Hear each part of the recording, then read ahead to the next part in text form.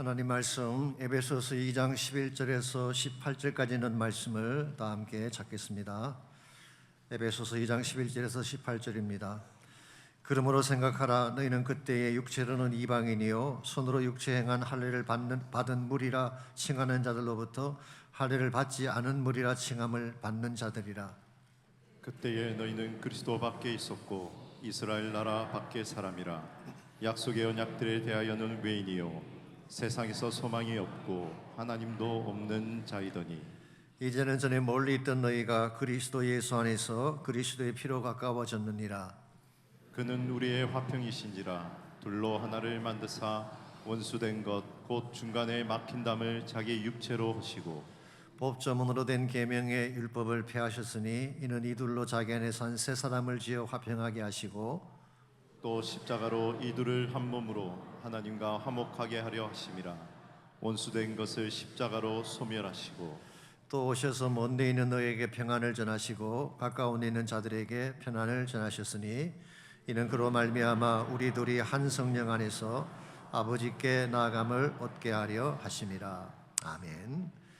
미국의 폭송라이터 중에 존 맥쿠천이라고 하는 사람이 있습니다. 이분은 미국 음악계에서 르네상스맨이라고 불릴 정도로 다재다능한 연주자입니다만은 그가 지었던 대표적인 곡이 크리스마스 인 더 트렌치즈라고 하는 곡입니다. 참호 속의 크리스마스라는 제목이죠. 이 곡은 1차 대전 당시 실제로 있었던 1914년도 성탄절 휴전을 바탕으로 만든 노래입니다. 리버풀 출신의 영국군 병사인 프랜시스 톨리버가 2년 전 전쟁터에서 겪은 성탄절 회상하는 형식으로 내용이 전개가 되고 있습니다. 간단하게 내용을 소개해드리자면 이런 것입니다. 1차 대전 중에 독일군과 영국군이 서부전선에 스스로 대치하고 있었습니다. 1914년 여름 전쟁이 시작될 때 많은 병사들은 크리스마스 전에 집에 돌아올 것이라고 믿었습니다만은 현실은 그렇지가 못했습니다. 전쟁은 곧 참호전의 지역으로 변하고 말았습니다. 혹독한 추위 속에서 그들은 시체가 방치된 참호 안에 갇혀서 극심한 피로와 절망감 속에서 떨어야만 했습니다. 그러던 중에 크리스마스 이브가 찾아온 것입니다. 여느 때 같았으면 가족과 함께 성탄을 축하하며 만찬을 나누고 있을 시각인데 그들은 서로 총뿌리를 겨누고 있었습니다.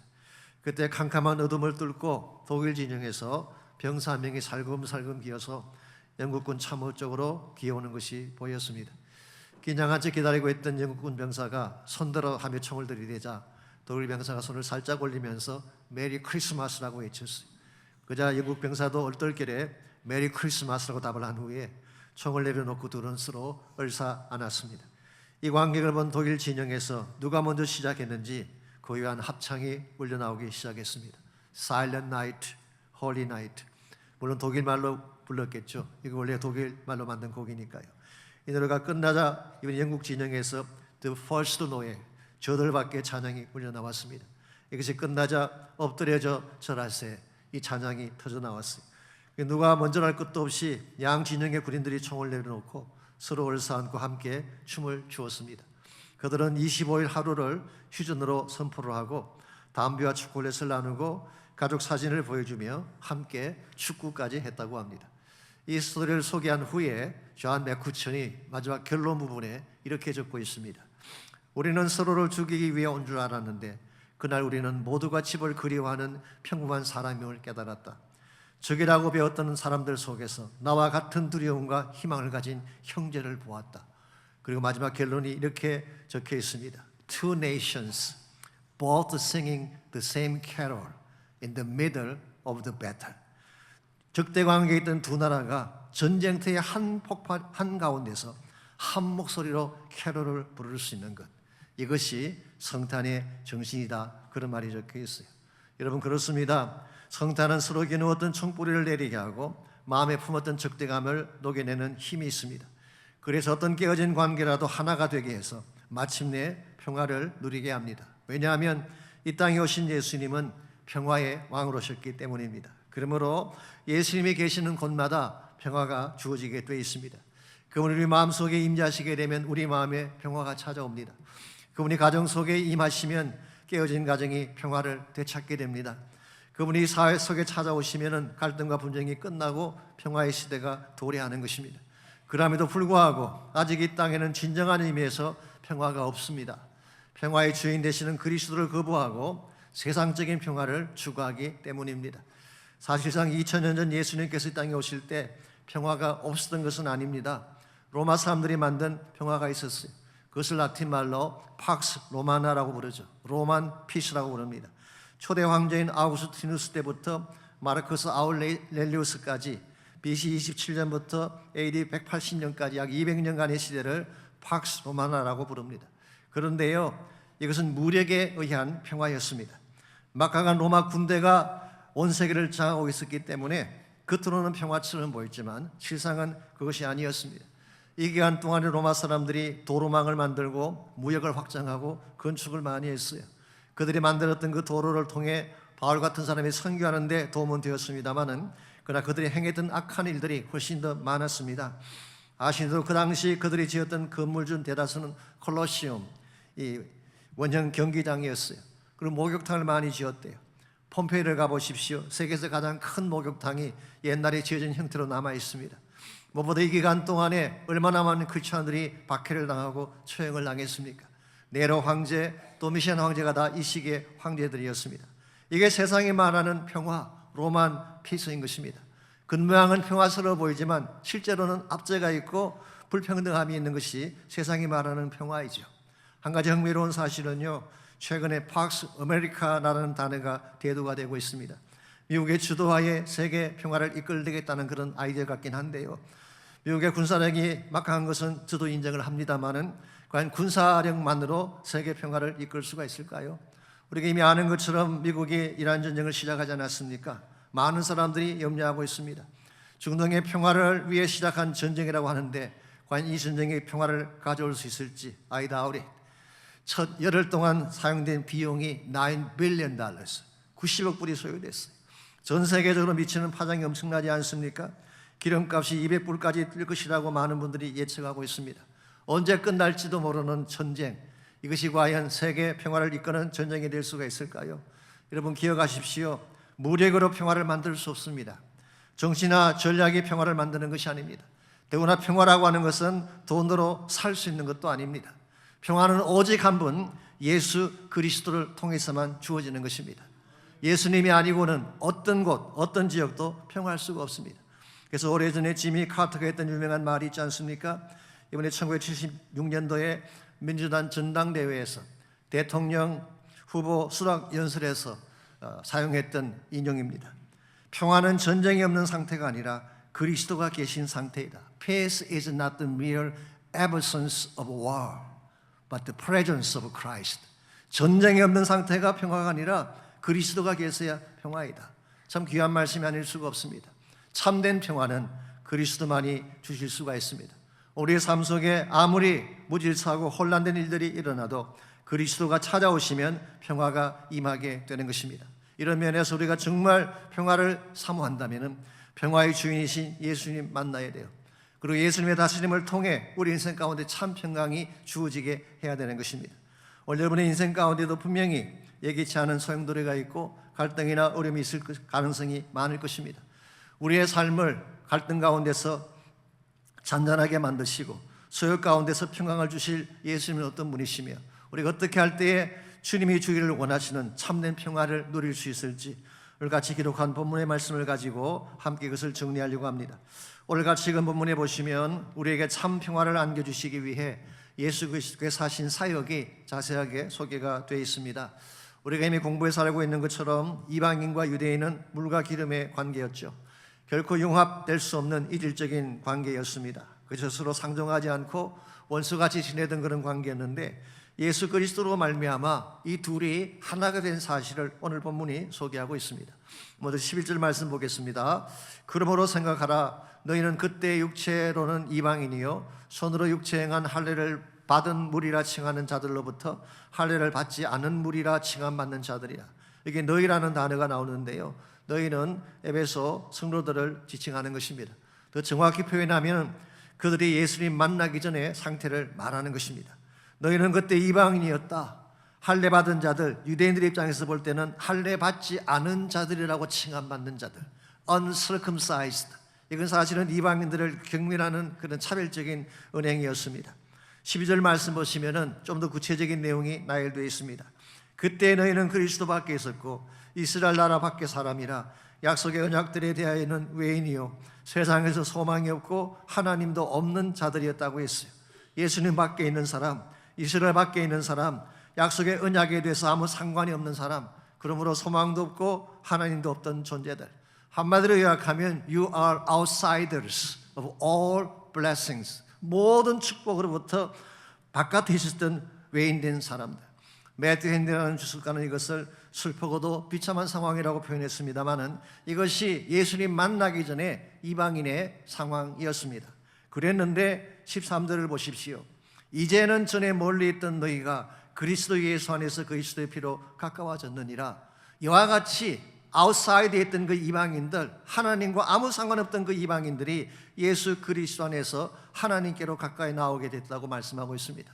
이방인들을 하나님께로 가까이 나와서 모든 축복과 분깃을 누리게 한 근본 원인자가 누구일까요? 바로 예수 그리스도이십니다. 그렇기 때문에 14절 말씀을 보시면은 이 모든 화합을 만들어낸 그리스도가 어떤 분인지를 다음과 같이 묘사하고 있습니다. 그는 우리의 화평이신지라 둘로 하나를 만드사 원수된 것 곧 중간에 막힌 담을 자기 육체로 허시고 그랬어요. 그분은 우리의 화평이신지라. 우리는 여기서 두 가지 사실을 주목할 필요가 있습니다. 먼저 우리의라는 단어입니다. 우리의라는 단어. 앞에서 너희라고 하는 단어는 이방인을 지칭한다고 말씀을 드렸죠. 그렇다면 오늘 본문에서 우리라는 단어는 누구를 지칭하는 것일까요? 제가 지난주인가 소개를 잠깐 해드렸습니다마는 에베소서의 구조적 특징을 보게 되면 너희가 나옵니다. 너희는 이방인을 말하는 거예요. 그리고 우리라는 단어가 나오는데 우리라고 하는 것은 유대인을 지칭하는 것입니다. 그러니까 오늘 본문에 나오는 우리는 이방인과 유대인을 합친 우리들이에요. 즉 그리스도 안에서 예수님 만난 자들, 그것이 이방인 출신이든 유대인 출신이든 그들 모두를 우리라고 표현하고 있습니다. 그러므로 유대인이든 이방인이든 상관하지 아니하고 그리스도 안에서 새로운 지체가 된 이 사람들을 오늘 본문에서는 우리라고 표현하고 있고, 이것을 우리는 New Community, 새로운 공동체라 그렇게 부르는 것입니다. 영어로 New Community라는 단어를 순수한 한국어로 바꾸면 무슨 말이 될까요? 새누리라는 말이 됩니다. 저희 교회 이름이 거기서 나온 것입니다. New Community, 하나님 만드신 새로운 공동체. 그러므로 하나님이 기뻐하시는 참된 교회의 모습은 차별이 없습니다. 이방인 유대인의 차별이 없어요. 가진 자와 가지지 못한 자의 차별이 없습니다. 배운 자이건 배우지 못한 사람이건 출신 지역 나라에 상관없이 그리스도 안에 들어온 모든 자들은 다 우리가 되는 거예요. 이게 예수님이 만드신 첫 번째 중요한 사역이죠. 뿐만 아니라 우리가 주목할 두 번째 표현이 그는 우리의 화평이라는 표현입니다. 킹 제임스 버전을 보시면은 He is our peace라고 번역을 해놓았고, NIV 성경은 He himself is our peace라고 했어요. 똑같은 말 같긴 합니다만은 우리 NIV가 번역한 것은 조금 더 강조를 한 것입니다. 사실은 헬라 원문을 보게 되면 3인칭 대명사인 아우토스라는 단어가 있기 때문에 강조가 맞는 것 같습니다. 다른 사람이 아닌 바로 그리스도가 우리의 평화입니다. 그런 의미를 갖고 있습니다. 여러분, 예수님은 단순히 평화를 중재하는 중재자가 아닙니다. 예수님은 평화를 연결시켜주는 징금다리 정도가 아니에요. 흔히 말하는 피스메이커가 아닙니다. 예수님 자체가 평화예요. He is peace인 것입니다. 마치 예수님이 단순한 길의 안내자가 아니라 그분 자체가 길이신 것처럼 I am the way라 그러셨잖아요. 예수님 자체가 길이었던 것처럼 예수님 자체가 평화 자체, 평화의 본질인 것입니다. 이와 같은 분이 그리스도이기 때문에 예수님이 가는 곳마다 평화가 찾아오게 돼 있습니다. 풍랑이 있는 바다에 그분이 가시게 되면, 그래서 내니 두려워하지 말라 말씀하시게 되면 날뛰는 파도가 잔잔하게 되는 것입니다. 사랑하는 딸아이 죽음 앞에서 헌화하며 통곡하던 회당장 야이로의 집에 주님이 방문하셔서 달리 다구음 선포하시죠. 통곡과 우성이 떠나가고 평화가 찾아왔습니다. 현장에서 가나마다 끌려온 여인이 있었죠.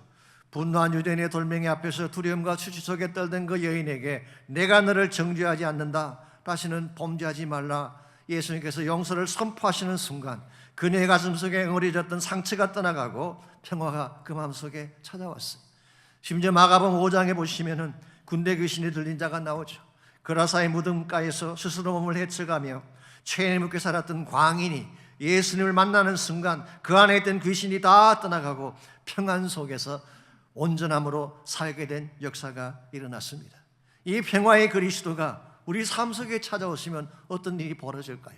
저는 동일한 평화 역사가 일어난다고 믿습니다. 파도가 치더라도, 질병이 나를 공격할지라도, 어떤 결박이 나를 묶을지라도 그리스도가 임하게 되면 평화가 찾아오는 것입니다. 제가 일부 예배 끝나고 나가는데 한 형제가 기도받기를 원하셨어요. 빌립교회에 계신 형제님인데 병원에 가서 진단받았더니 대장에 6.5cm 종양이 발견됐다고.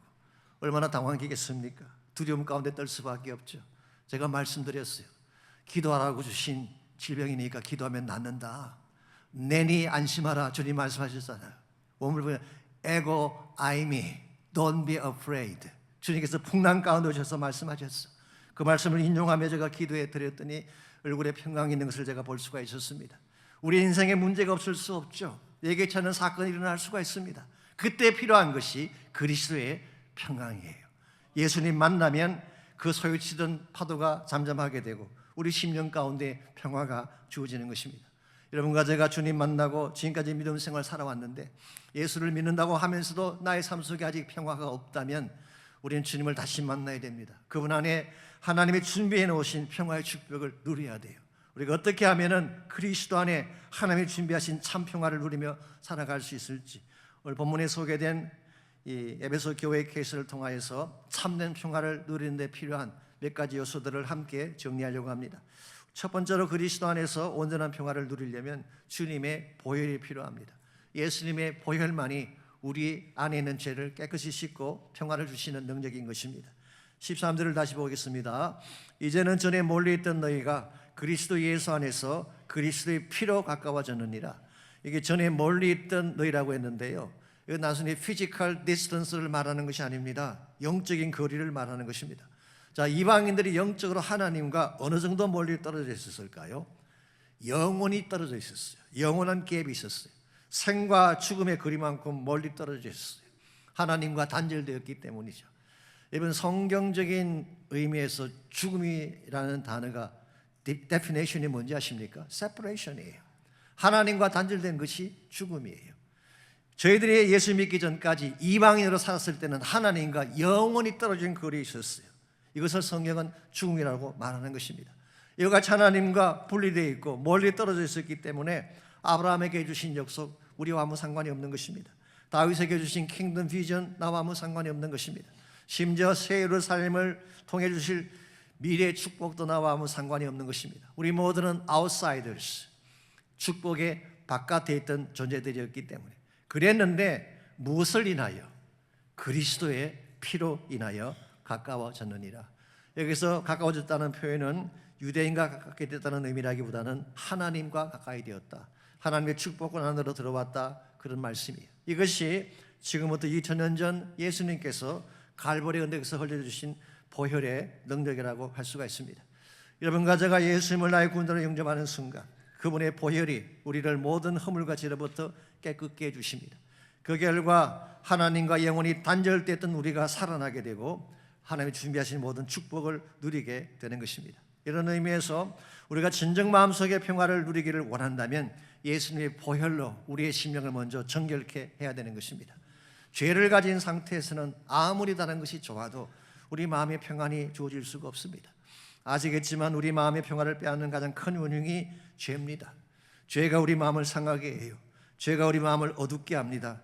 죄가 우리 마음속에 두려움을 가져오는 것입니다.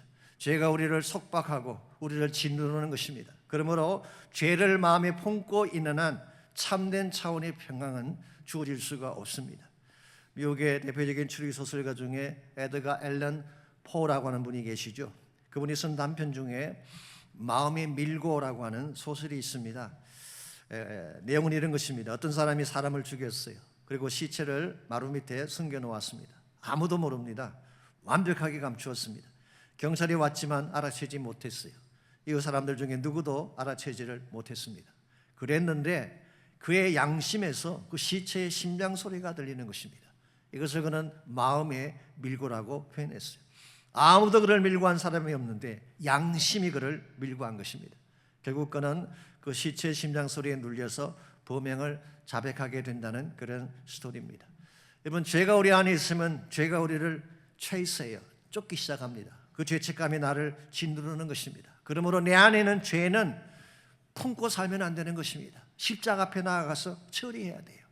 내 안에 있는 모든 죄들이 처리되어질 때에 그때 내 마음속에 하나님이 주시는 평화가 임하는 것입니다. 요한일서 1장 9절은 분명히 약속하고 있지 않습니까? 만일 우리가 우리 죄를 자백하면 그는 미쁘시고 의로우사 우리 죄를 사하시며 우리를 모든 불의에서 깨끗하게 하실 것이라고 했어요. 죄를 자백한다는 말의 의미는 죄를 다 토해내고 털어버린다, 그런 뜻입니다. 내 안에 있는 모든 죄악을 십자가 앞에 나아가 다 토해내고 털어버리게 되면 십자가의 보혈이 내 마음을 깨끗하게 하고 내 마음 속에 참된 평화를 안겨주는 거예요.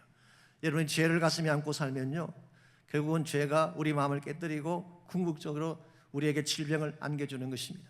참고로 영어로 질병이라는 단어가 disease잖아요. disease. 이 두 단어의 합성입니다. this라고 하는 말과 ease. this는 떠난다, out, 그런 뜻이죠. ease는 평안이란 말이에요. 평안을 떠나는 것, 평안이 깨어지는 것이 바로 질병이에요. 아무리 좋은 집에 살고 있어도요, 아무리 쿠션이 좋은 침대에 누워서 자도 내 마음속에 죄가 있으면 disease, 질병이 나를 짓누르고 내 인생을 깨뜨리게 되는 거예요. 그러므로 여러분, 진정한 차원의 평안을 원하신다면 내 안에 있는 죄를 십자가 앞에 가져나가 처리하시기 바랍니다. 보혈로 깨끗하게 씻으면 내 마음이 청결하게 되고 그때 내 마음속에 하나님 주시는 평화가 찾아오는 것입니다. 두 번째로 그리스도 안에서 진정한 평화를 누리려면 마음의 장벽을 제거해야 됩니다. 하나님이 아무리 우리에게 평안을 주시고 싶어도, 아무리 많은 축복을 주시고 싶어도 내 마음속에 그것을 가로막는 장벽이 있다면 누릴 수가 없게 되는 것이죠. 그래서 14절을 다시 보겠습니다. 그런 우리의 화평이신지라 둘로 하나를 만드사 원수된 것 곧 중간에 막힌 담을 자기 육체로 허셨다고 했어요. 자, 중간에 막힌 담을 자기 육체로 허셨다 그랬는데 이게 구체적으로 어떤 사건을 의미하는 것일까요? 십자가 사건을 말하는 것입니다. 예수님께서 십자가에 달려 처형 당하시는 그 순간 중간에 막혀있던 담이 허물어진 거예요. 자, 그렇다면 여기서 막힌 담이라고 하는 것은 구체적으로 뭘 의미하는 것일까요? 많은 주술가들이 여러 가지 의견을 내놓았습니다만 크게 나누면 두 가지 해석을 하고 있습니다. 첫 번째는 이것입니다.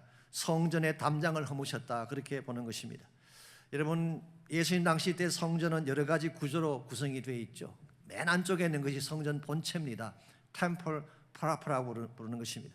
성소가 있고 지성소가 있는 옛날에 태브네클이 있던 그 자리가 성전 본체이죠. 그 다음 그 바깥에 콜트가 있는데요, 그것을 제사장의 뜰이라고 합니다. 번제단이 있고 물두멍이 그곳에 있습니다. 그 다음 그 바깥에 이스라엘의 뜰이 있죠. 이스라엘의 남자들이 들어가는 곳입니다. 그리고 그 다음 바깥에 여인의 뜰이 있어요. 여자들이 들어가는 곳. 거기에 연보함이 있었습니다. 그리고 나서 담장이 있어요. 담장이 있고 그 담장 바깥에 이방인의 뜰이 있습니다.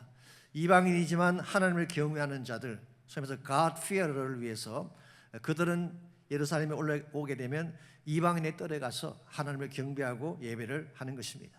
그런데요, 만일에 이방인이 그 담을 넘어서 안으로 들어오게 되면 어떻게 될까요? 돌아가십니다. 죽게 되어 있어요. 이와 같이 이방인의 성전 출입을 가로막은 것이 중간에 막힌 담인데, 그렇게 오늘 본문은 그것을 원수된 것이라고 했어요. 영어 성경 보시면 The dividing wall of hostility, 원수처럼 막혀있는 그 담인데 예수님이 십자가를 지시는 순간 이 담이 허물어졌다는 거예요. 다른 말로 정리하면 인간 사이의 장벽과 적대감의 장벽을 십자가 허물었다, 그런 뜻입니다. 자, 두 번째 해석은 이것입니다. 성소 안에 휘장이 찢어진 것을 의미한다, 그렇게 해석하는 것입니다. 복음서에 보시게 되면 예수님이 십자가에서 운명하실 때에 성소 안의 휘장이, 커튼이 위에서 아래로 찢어지지 않았습니까? 이것은 하나님과 우리 사이를 가로막던 커튼을 찢어짐으로써 우리가 직접 하나님께 나아갈 길을 열어주게 된 그 케이스를 말하는 것입니다. 그래서 예수님이 십자가에서 돌아가시는 순간 그 휘장이 찢어짐으로 우리가 지성소까지 들어가게 되고 하나님께 직접 나아가는 길이 열리게 된 것입니다. 자, 이 두 가지 중에 어느 것이 맞는 해석일까요? 저는 개인적으로 둘 다 옳다고 생각합니다. 예수님이 십자가는 두 가지 담을 다 허물어 주셨어요. 첫째는 인간사를 가로막고 있던 이 원수됨의 담, 이 인간적인 장벽의 담을 허물어 주셨고, 두 번째는 하나님과 우리 사를 가로막던 영적인 담을 허물어 주셨어요. 그래서 예수님의 십자가는 모든 막힌 담을 다 허물어 주셨기 때문에 예수 그리스도 안에서는 원수가 있을 수가 없어요. 원수의 담을 허물어 주셨기 때문에 아무리 마음에 들지 않고 내 마음에 맞지 않아도 그리스도 안에서는 원수가 존재할 수 없습니다. 뿐만 아니라 예수님께서 하나님과 나 사이의 담을 허물어 주셨기 때문에 우리 모두는 하나님께 직접 나아가는 특권을 갖게 된 거예요. 이 사실을 15절과 16절은 조금 다른 의미에서 설명해 주고 있습니다. 법조문으로 된 계명의 율법을 폐하셨으니 이는 이 둘로 자기 안에 산 세 사람을 지어 화평하게 하시고 또 십자가로 이 둘을 한 몸으로 하나님과 화목하게 하심이라. 원수된 것을 십자가로 소멸하셨다고 했어요. 먼저 법조문으로 된 계명의 율법을 폐하셨다고 했는데요, 이 말을 오해하시면 안 됩니다. 구약의 모든 율법을 폐지했다 그런 뜻이 아닙니다. 여러분 아시겠지만 율법 자체는 선한 것입니다. 하나님 말씀이에요. 그러므로 이 말씀은 그런 뜻이 아니라 율법을 통해 하나님께로 나아가려고 했던 율법주의적인 관행을 깨뜨리고 이젠 믿음으로 하나님께 직접 나아가게 하셨다 그런 뜻이에요. 즉 예수님께서 십자가를 지심으로 말미암아 더 이상 율법의 요구사항을 맞춤으로 구원받는 것이 아니라 믿음으로 하나님께 나아갈 길이 열리게 된 거예요. 뿐만 아니라 십자가로 이 둘을 하나 되게 하셔서 하나님과 화목하게 했다. 이방인 유대인 차별 없이 민족적인 차별 없이 한 몸이 되어 하나님께 나아가게 한 것. 그러므로 하나님과의 관계의 담도 허물어 주시고 인간 사이의 벽도 허물어 주셔서 하나가 되게 한 사건. 이게 지금부터 2000년 전에 예수님이 갈보리 언덕에서 행해 주신 사역입니다. 오늘 여러분과 제가 이 사실을 안다면 어떻게 해야 될까요? 예수님께서 하나님과의 장벽도 허물어 주시고 인간 사이의 장벽도 허물어 주신다는 사실을 안다면 어떻게 해야 될까요? 우리들의 마음속에 있는 모든 장벽을 깨뜨려야 하는 것입니다. 우리 마음속에 여러분이 인식하지 못하지만 벽돌들이 많이 있어요. 우리 브루스 탐슨이 쓴 마음의 벽이라는 책이 있잖아요. 그 책에 보게 되면 어린 시절부터 지금까지 수많은 벽돌이 내 마음속에 쌓여져 있어요. 이 벽을 깨뜨리지 않으면 하나님 은혜 앞에 나갈 수가 없습니다. 그 벽돌 중에는 반항의 벽돌도 있고 아픔의 벽돌, 상처의 벽돌, anger, resentment, 수많은 벽돌들이 꽉 차 있어요. 이걸 깨뜨리지 않으면 하나님 은혜 나갈 수 없는 것입니다. 뿐만 아니라 하나님과 우리의 삶을 가로막는 불신의 장벽이 있는데 이것도 깨뜨려야 돼요. 하나님은 죄가 있을 때 우리의 기도에 응답하실 수가 없습니다. 하나님의 귀가 멀어서 못 들으시는 게 아니라 멀리 계시기 때문에 응답하지 않는 것이 아니라 우리 마음속에 불신앙의 장벽이 있으면, 내 마음속에 세상을 사랑하는 죄악의 장벽이 있으면 하나님의 축복을 받을 수가 없는 것입니다. 예수님께서는 이미 2000년 전에 이 모든 장벽을 다 깨뜨려 주셔서 인간 사이에 소통이 일어나게 하시고 하나님과 우리 사이에 소통이 일어나게 하셨는데, 그럼에도 불구하고 아직도 이 장벽 때문에 하나님께로 나아가지 못하든지 인간관계 소통이 끊어진 가운데 있다면 이건 대단히 불행한 현상이 아닐 수가 없습니다. 소통이 끊어지면 관계가 끊어지는 거예요. 얼마 전에 저희 교회에서 그 SBS가 주관을 하고 그 총련사관과 또 유스타 파운데이션이 함께 주관해서 세대 간 갈등 회복이라는 포럼을 한 적이 있습니다. 그 포럼을 주관했던 우리 박소연 집사님이 저에게 보내주신 이메일을 보니까요, 우리 자녀들이 가장 힘들어하는 것이 소통의 문제래요. 특별히 세대 간의 소통, 부모와 자녀 사이에 소통이 이루어지지 않습니다. 이 세대들 가운데 71%가 이 문제 때문에 아파하고 힘들어한다고 합니다.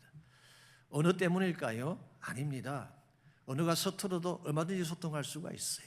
우리 마음의 가로막은 담 때문에 그런 것입니다. 그래서 말은 하는데 통하지가 않는 거예요.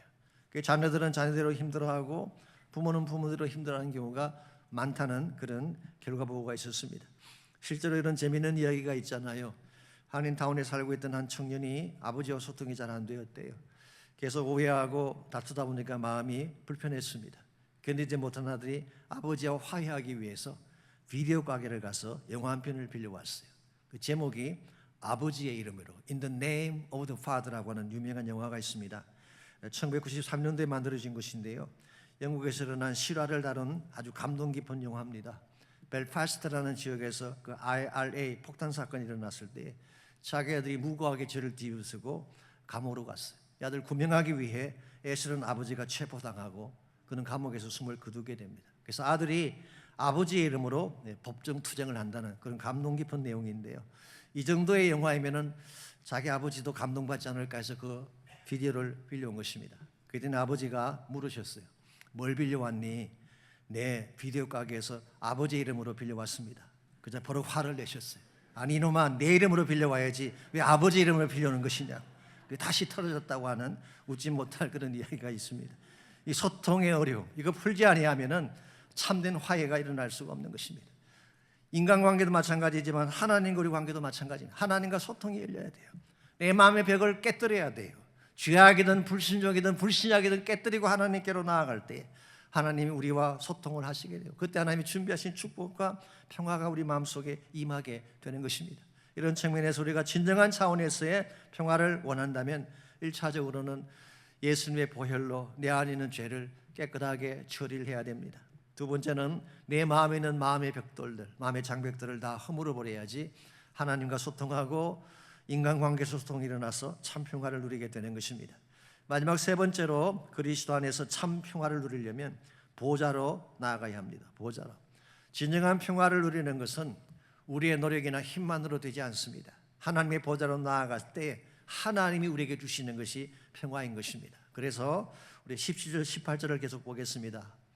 또 오셔서 먼 데 있는 너희에게 평안을 전하시고 가까운 데 있는 자들에게 평안을 전하셨으니, 여기서 먼 데 있는 자들이라고 하는 것은 이방인을 말합니다. 가까운 데 있는 자들은 유대인을 말하는 것이죠. 그런데 예수님께서는 먼 데 있는 이방인에게도 전하셨고 평안을 전하셨고 가까이 있는 유대인에게도 평안을 전하셨어요. 이렇게 전했다는 이 말이 헬라 말로 유앙겔리조라는 유명한 말이죠.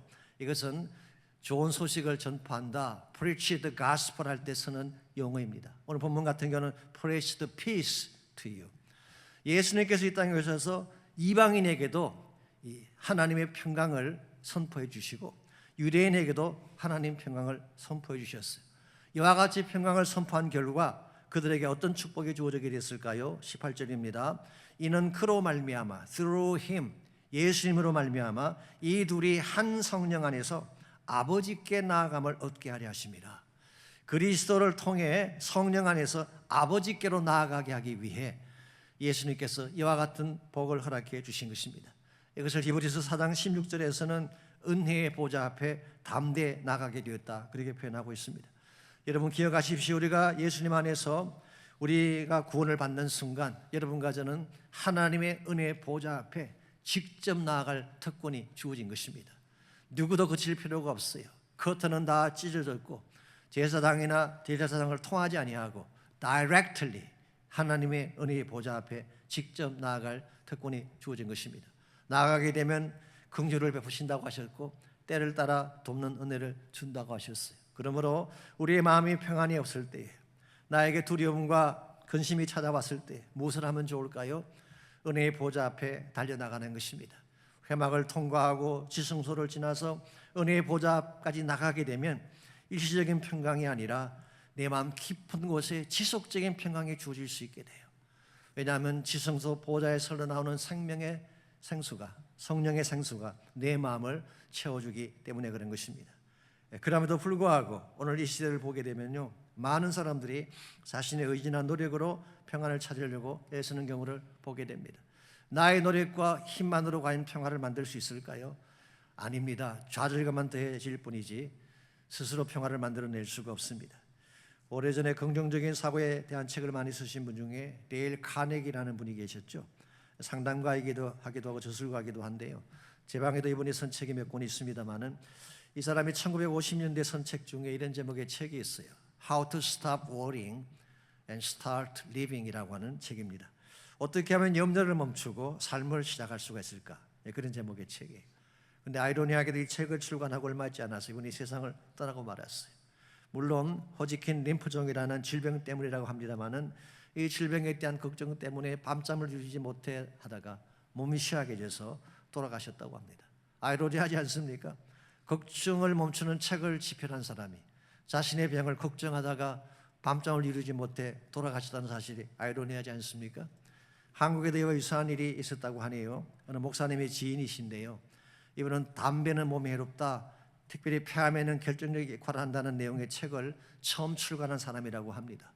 그런데 이 사람이 그 책을 집필하느라고 그 스트레스 때문에 담배를 몇 박스나 피웠대요. 그 책을 출간한 후에 폐암에 걸려서 돌아가셨다고 하는 아이러니한 스토리가 있습니다. 이것이 인간이 가진 한계예요. 나의 힘만으로 내 마음의 극동을 멈추려고 하니까 안 되는 거예요. 나의 의지나 노력만으로 내 마음에 일어나는 파도를 잔잔케 하려고 하니까 안 되는 것입니다. 우리의 마음을 잔잔한 호수로 비유를 한다면요, 그 잔잔한 호수에 작은 돌멩이 하나만 딱 던져줘도 우리 마음이 다 깨지잖아요. 누가 한마디 말만 해보세요. 가시 덧친 말 한마디만 들어도 내 마음의 평안이 깨어지고 내가 혼란 가운데 빠지는 경우가 흔히 있지 않습니까? 그러므로 인간적인 노력이나 힘만으로 절대 내 마음의 평화를 가져올 수가 없습니다. 은혜의 보좌 앞으로 나가야 되는 것입니다. 은혜의 보좌 앞에 나가서 평화의 주인이신 예수님 만나게 되면 그 예수님만이 우리 마음속에 진정한 평화를 안겨주시는 거예요. 그래서 사도 바울은 골로새서 3장 15절에서 이렇게 말씀하셨습니다. 그리스도의 평강이 너희 마음을 주장하게 하라. Let the peace of Christ rule in your heart. 이 룰이란 단어를 썼어요. 예수 그리스도의 평안이 너의 마음을 지배하게 하라, 다스리게 하라. 그러면은 모든 극동이 떠나가고 걱정이 떠나가고 평안이 주어지리라 말씀한 것입니다. 사랑하는 성도 여러분, 우리 모두는 평화를 갈망합니다. 우리 모두는 평화하기를 원하죠. 그런데 현실은 그렇지 못할 때가 많습니다. 평화를 갈망하는 내 마음 속에 아픔이 찾아올 때가 있습니다. 평화를 갈망하는 우리 가정 속에 다툼과 어려운 문제가 도래할 수가 있습니다. 여러분, 이때 기억해야 될 중요한 사실은 내가 평화를 만들 수 없다는 사실이에요. 나의 노력이나 힘만으로 되지 않습니다. 오직 예수 그리스도만이 참된 평화를 주실 수가 있습니다. 왜냐하면 He is peace. 그분 자체가 평화이기 때문에. 그러므로 여러분이 정말 평화를 원한다면 예수님 꼭 만나야 돼요. 그리고 그분 안에서 나의 모든 죄악을 다 깨끗하게 씻겨내야 됩니다. 그리고 그분 안에서 나를 가로막고 있던 모든 마음의 벽돌, 그것이 미움이든 정오이든 깊은 상처의 산불이든 이 모든 벽돌을 다 깨뜨리고 은혜의 보좌 앞에 직접 나아갈 때 하나님 우리 마음속에 평화를 부어주시고 참된 은혜의 축복을 내려주시는 것입니다. 오늘 제가 설교를 마치면서 부를 찬송을 준비하는 중에 제가 찬송가 410장을 준비했는데요, 이 찬송을 쓰신 분에 대해서 잠깐 소개를 해드리려고 합니다. 피터 필립 빌혼이라는 분이 쓰신 찬양인데요, 원래 이분은 시카고에 있던 맥주홀에서 세상 노래를 부르는 그런 사람이었어요. 맥주홀에서 노래하던 그런 가수였습니다.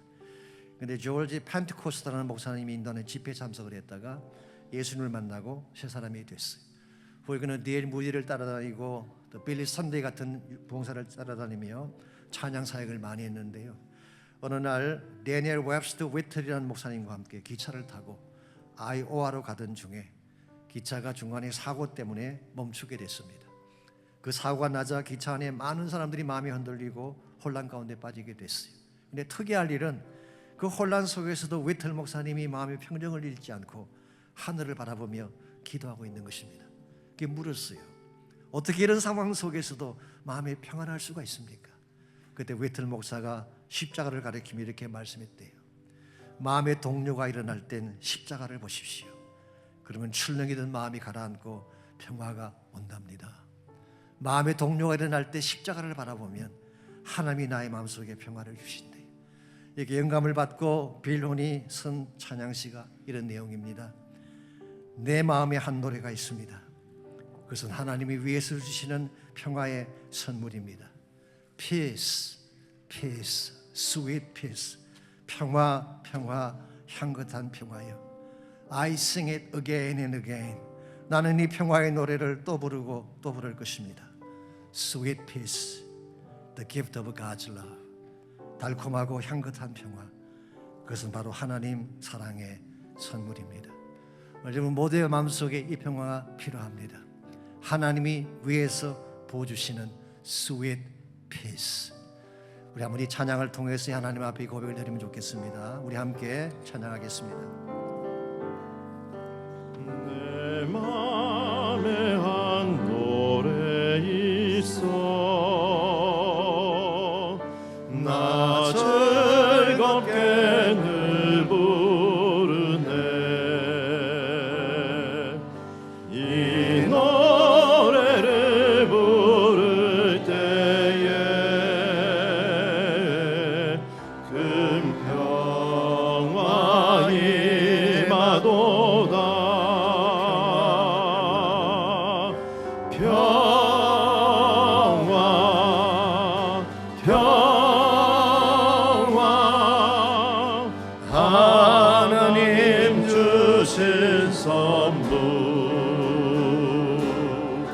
그 놀라운 주의 평화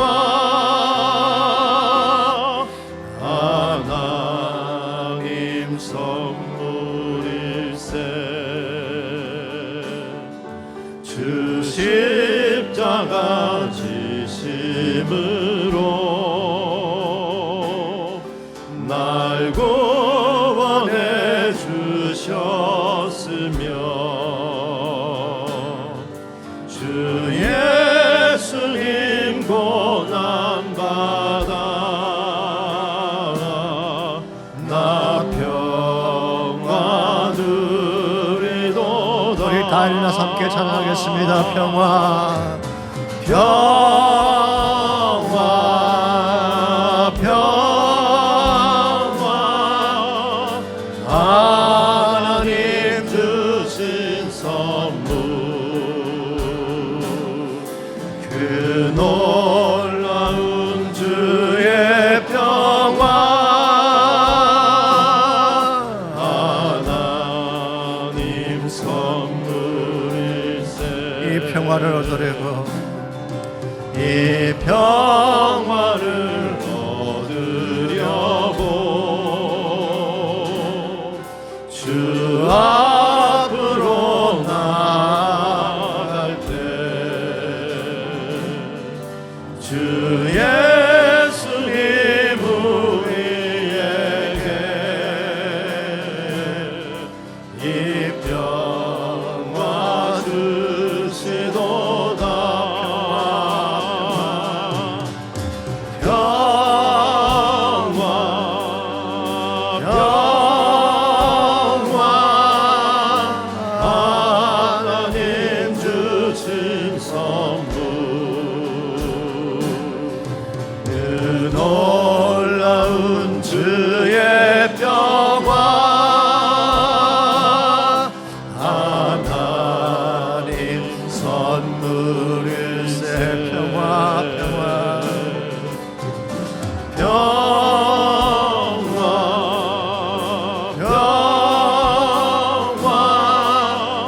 하나님 주신 선물 그 놀라운 주의 평화 하나님 선물일세. 평화 평화로다. 평화 평화로다. 하늘 위에서 내려오네